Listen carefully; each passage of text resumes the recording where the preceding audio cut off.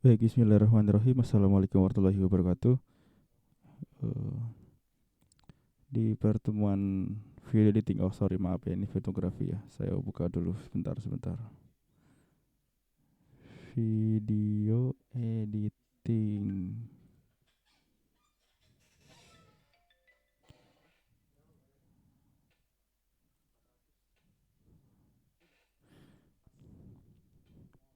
Oke, kita baru masuk ke modul 3 ya. Modul 3 di video editing adalah mengenai Adobe Premiere untuk video editing. Jadi kita di sini baru kenalan dengan Adobe Premiere. Eh, kita lihat dulu modulnya. Silakan di-download masing-masing ya, modulnya di Indigos. Oke, di materi kali ini kita akan mengenal eh, Adobe Premiere Pro berdasarkan serta tools-toolsnya ya. Perlu teman-teman ketahui eh, Adobe Premiere Pro ini memiliki beberapa versi dan yang paling baru itu adalah sisi 2020. Nah, buat teman-teman yang merasa apa ya, maksudnya gearnya tuh kuat ya silakan install yang 2020. Tapi yang merasa gearnya kurang kuat ya silakan CS6 pun tidak apa-apa. Tapi kalau di bawah CS6 saya kurang rekomendasi ya karena sudah terlalu lama. Atau minimal di CC 2015 boleh lah. CC 2015. Yang pertama mungkin sebelum ke pengenalan dasar teman-teman juga harus install dulu ya. Install Adobe Premiere Pro-nya. Kalau teman-teman menggunakan CC 2017 ke atas, itu biasanya patch-nya atau crack-nya itu sudah nyatu ke dalam file masternya. Tapi kalau teman-teman menggunakan 2017 ke bawah, itu biasanya terpisah. Nah, metodenya ada yang nge-patch, ada yang crack. Teman-teman bisa download sendiri ya. Banyak kok di ada MSN ada, kemudian di download dari RA juga masih ada, kemudian di ya di googling lah. Teman-teman gue sendiri aja, banyak banget. Nah, untuk membuka Adobe Premiere Pro ini banyak cara, bisa dari start program, kemudian teman-teman cari folder Adobe, kemudian Adobe Premiere Pro boleh, atau bisa jadi sudah tertanam di shortcut di apa desktop dan sebagainya lah. Kalau untuk open mungkin gak usah diajarin lagi ya. Oke, kita next.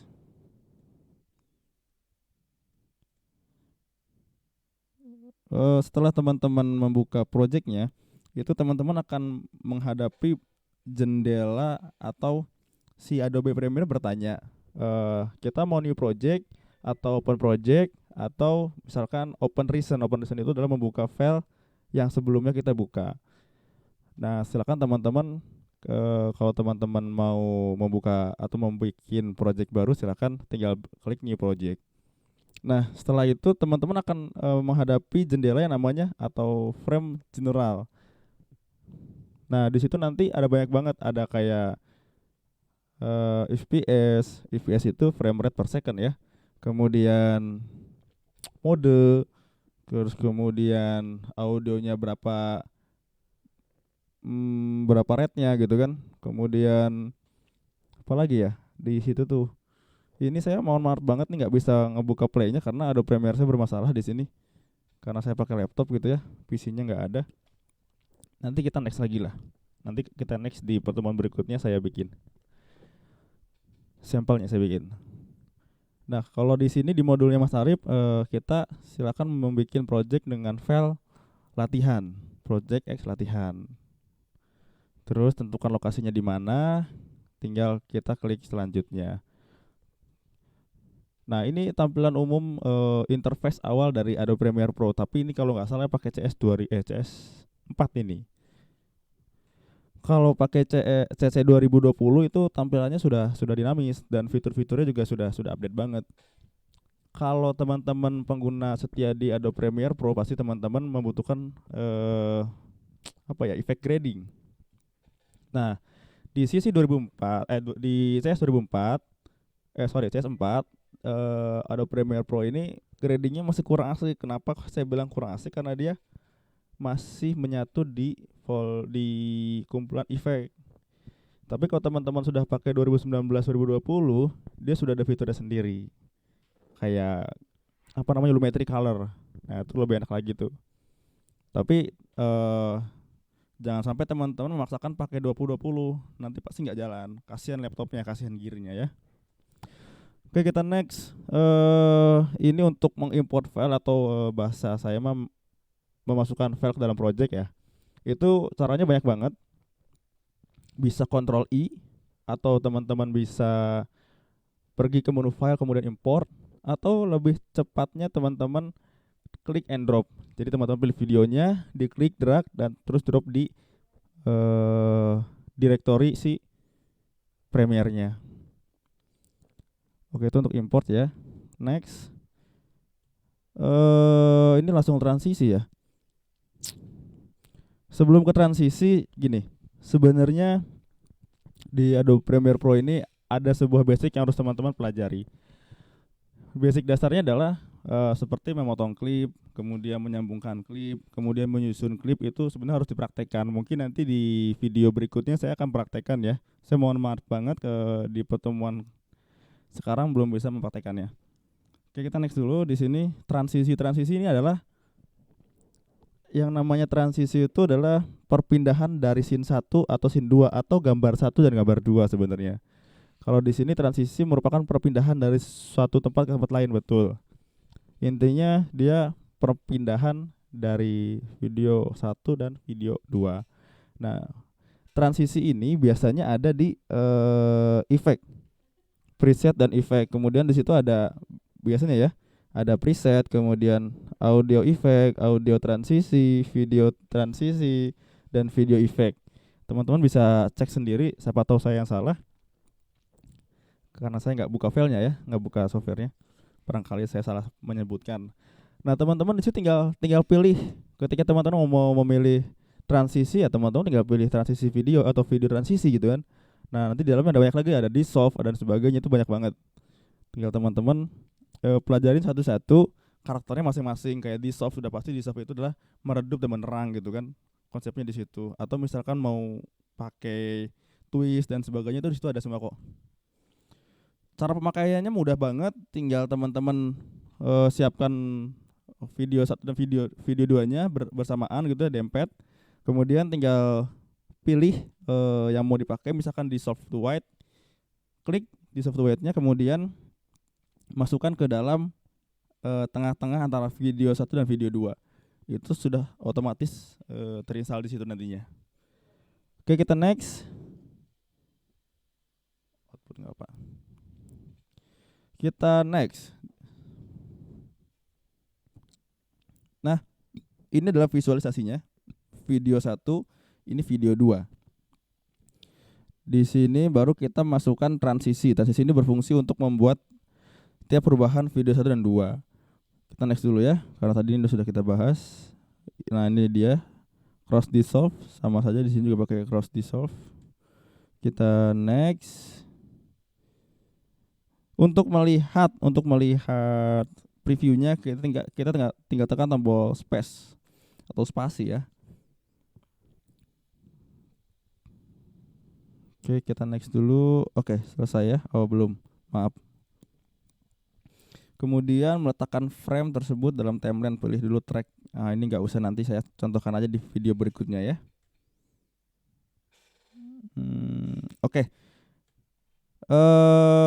Di tampilan umum awal di Premiere ini sebenarnya ada dua part ya, ada video dan audio. Jadi ketika kita merecord dari kamera kita ataupun dari handphone kita gitu kan, itu dia menghasilkan dua source sebenarnya. Ada video dan ada audionya. Nah, maka ketika dirimu atau teman-teman atau Mas dan Mbak mengimportkan ke dalam Adobe Premiere Pro, maka dia otomatis si dua source ini akan muncul berbarengan. Jadi teman-teman nggak usah kaget ketika teman-teman masukin file ke dalam ke dalam Premiere, itu kenapa ada dua begini gitu, karena yang satunya adalah audio, yang satu adalah video. Nah, kemudian ketika teman-teman import tapi tidak ada audionya, kenapa? Bisa jadi yang pertama dia kodeknya tidak lengkap, yang kedua ya memang nggak ada audionya gitu kan. Oke, kita next dulu. Di sini ada fitur opacity. Opacity itu adalah apa ya gue sebutnya, transparansi lah. Terus transparansinya lebih bisa bisa di custom sih, maksudnya bisa cuma 70% atau 60% dan sebagainya. Nanti juga akan saya contohkan di video berikutnya. Jadi teman-teman, saya punya hutang ke teman-teman kalau saya belum bikin projectnya ya. Oke, next di sini ada import text and template. Buat apa ini? Untuk menambahkan sebuah teks. Nah, teks ini beraneka ragam ya. Kalau teman-teman pakai CC 2015 sampai 17 gitu ya, pokoknya CS6 sampai 17, itu mungkin penggunaannya tinggal klik kanan di projectnya, kemudian ada bacaan teks itu bisa. Pokoknya bareng sama adjustment layer, tone, dan itu di situ ada teks. Tapi di 2019-2020 itu penampakannya berbeda. Ada di tab menu file. Teman-teman pilih file, kemudian pilih title. Oke, next. Ini masih di teks, baby. Nah, ini di efek video. Kita tadi kenal antara transisi dan efek gitu ya. Bedanya apa?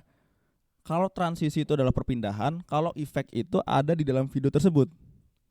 Penempatannya di mana? Sama kayak transisi. Kan tadi saya udah bilang kalau di tab menu efek dan preset itu ada preset, kemudian audio transisi, audio efek, video transisi, video efek. Nah, maka tempatnya sama seperti video transisi. Nah, di efek ini yang perlu teman-teman perhatikan adalah teman-teman mau ngapain dulu gitu kan, karena efeknya banyak banget di sini, termasuk kayak blur, kemudian color correction. Color correction ini bisa kita gunakan sebagai color grading ya. Kemudian apa lagi ya? Saya sendiri nggak ingat sebenarnya sih, nggak terlalu hafal ya. Ya mungkin itu aja lah, saya lupa. Kita next dulu, kemudian di sini ketika kita sudah memberikan contoh motion blur atau Gaussian blur, kita sudah kasih ke dalam, kita masukkan ke dalam videonya, maka akan muncul yang namanya effect control. Effect control ini berguna untuk mengontrol seberapa banyak atau men-setting atau mengedit dari efeknya. Misalkan kita mau blurnya itu nggak usah terlalu blur, mau 80%. Nah, ngaturnya di sini selama berapa detik. Misalkan mau selamanya silakan, mau cuma 1 detik ya silakan. Nanti saya juga akan memberikan contohnya lagi.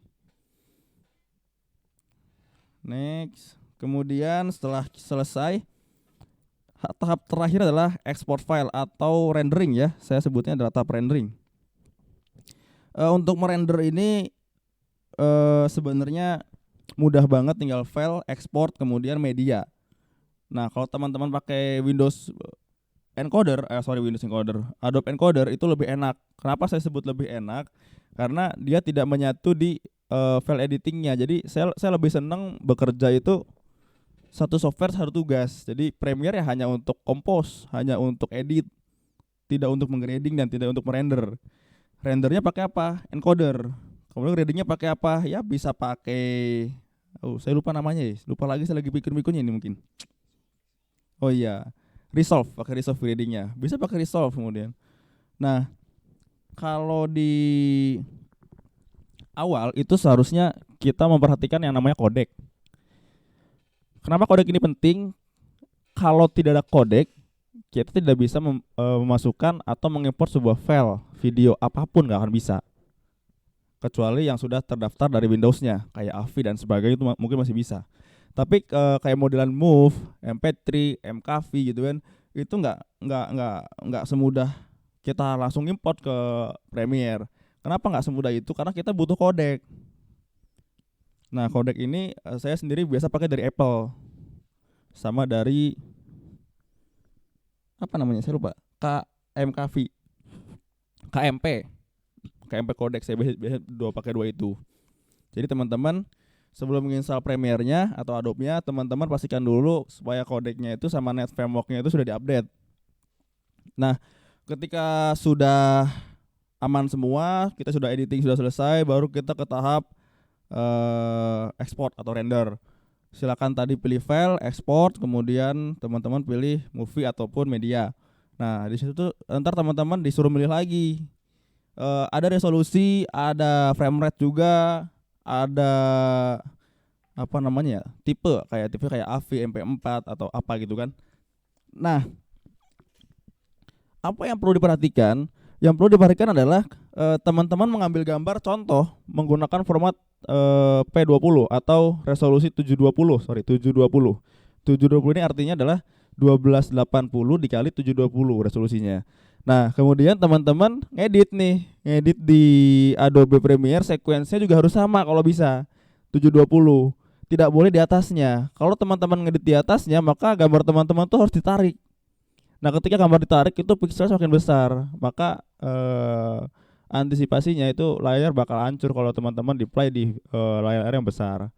Nah, setelah itu sudah diperhatikan, itu baru dua loh teman-teman perhatikannya. Tahap terakhir adalah tahap ekspor.